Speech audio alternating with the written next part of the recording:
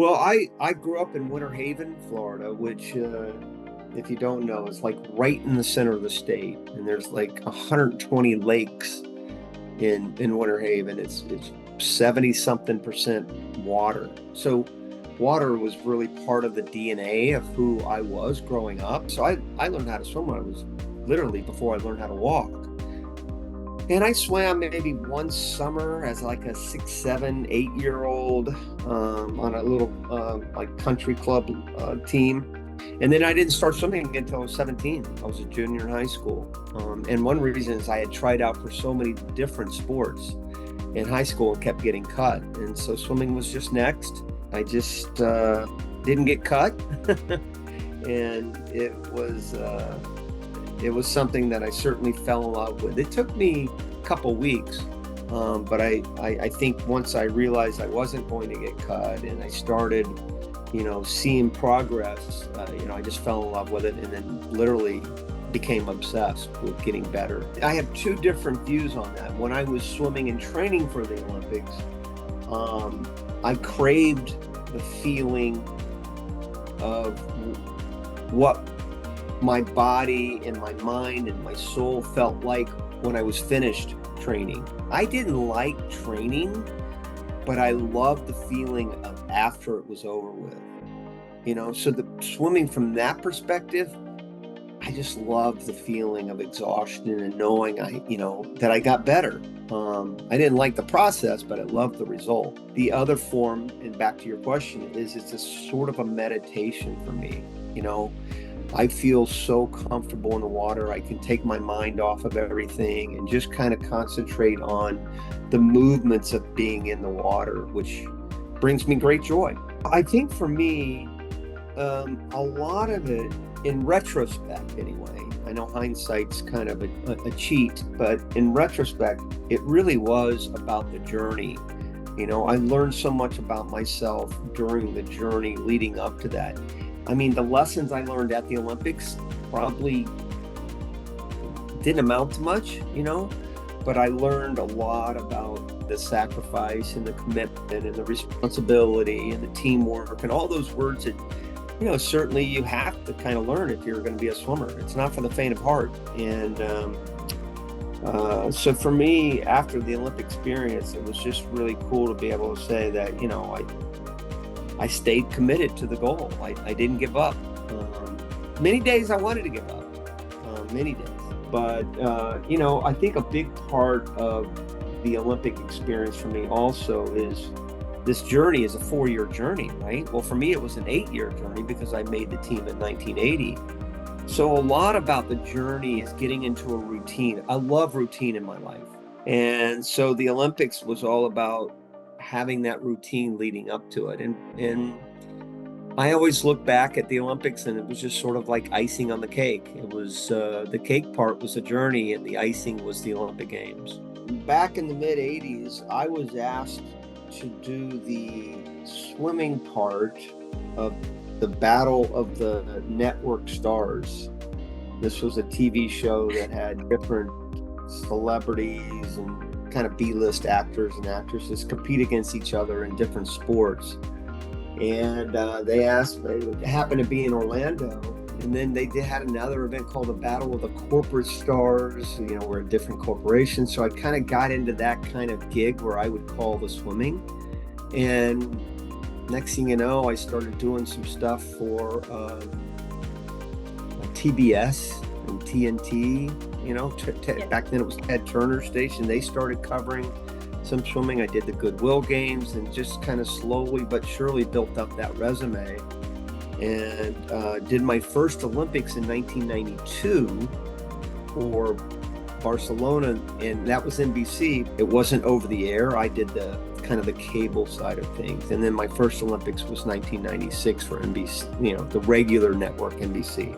So this will be my 9th Olympics. Well, that's an easy one. That's the 400 free relay in Beijing. I think the winning relay, first of all, it's going to take a world record to win.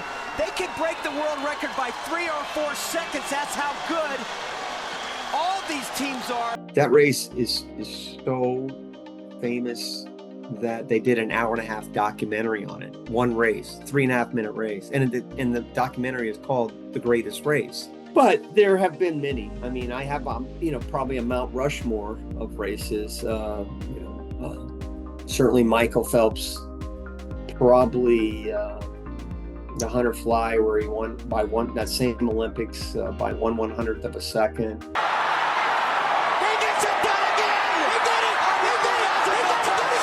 I think Katie Ledecky's first gold medal in London was something that I'll always remember. But Ledecky is a gold medalist with a new American record. I think when Misty Hyman won in 2000, she beat Susie O'Neill in the 200 butterfly. That's another one that stands out. Misty Hyman is going to win gold for the Americans. Misty Hyman comes in first. Pin me down, I could probably get 3 or 4, but those are the ones that stand out in my mind off the top of my head. I think I'm a little biased because it's my race, but there's 2. There's the men's 100 freestyle, which I'm most excited about. There's so many unknowns about the race, so that's what makes it so exciting.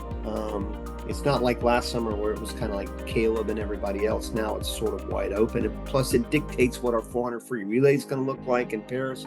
So for me on the men's side, it's the 100 free. For the women, it either has to be the 100 or 200 backstroke, probably the 200 backstroke, because the woman who finishes 6th at the trials would probably win a medal at the Olympics. That's how good that event is for the women. So that's the most exciting one, I think, for me. The 200 IM will be cool, but women's 50 will be amazing. 100 fly will be. I mean, the women have so many incredible events, but if I had to pick one, it's probably the women's 200 backstroke. Well, I'm probably the last one now to give advice to these kids because it's a completely different sport than when I swam.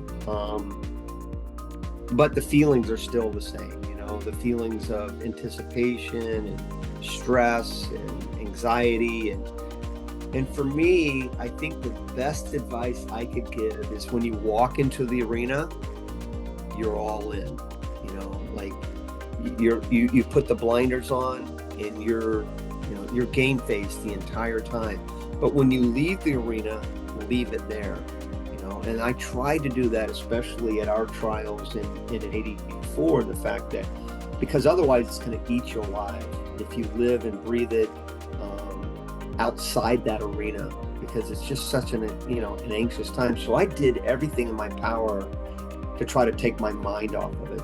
Music, I'd sit there in front of the TV. We didn't have, internet or anything. So I would do everything in my power to forget about swimming. I wouldn't talk about it with my friends.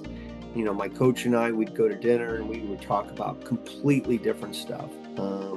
And he knew to kind of, hey, listen, let's leave it there. When we get there, you're all in. But when we leave there, we leave it there.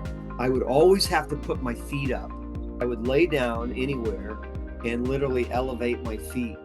It was a superstition of mine that I always had to do before a race. I had to take 5 minutes and elevate my feet, which I did, pretty much starting, my whole career. So I remember somebody telling me in high school, and I'm sure it was just an urban legend, but that was a superstition.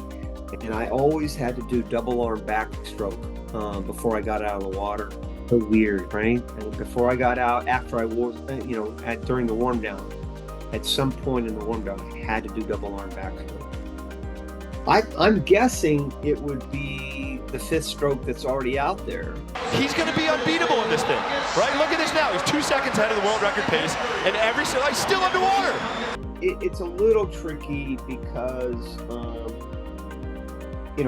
it's also potentially dangerous. That's why it used to be you could go as far as you wanted to, and they changed that, obviously. So there's an inherent danger in holding your breath. So I'd probably implement that it's an underwater, but you have to come up and breathe and take a stroke per 25 or 2 strokes per 25 or something. 1 arm cycle, 1 stroke. I don't know. But I think it's cool that everybody just disappears underwater, And back, in the old days, again, they'd go 45 meters underwater. That's an easy one too. It has to be in Indy. because Indy is sort of our Wrigley Field, Fenway Park. Wrigley Field has been around for 100 years, right? We don't have a Wrigley Field. I mean, our oldest facility is probably Indy that we still compete in. I mean, we have older pools, obviously, but we don't compete in them anymore. But we still go to Indy. I made the Olympic team in 1984, 40 years ago, in Indy. So it has for me, it's sort of our Wrigley, and that's my favorite pool to go to.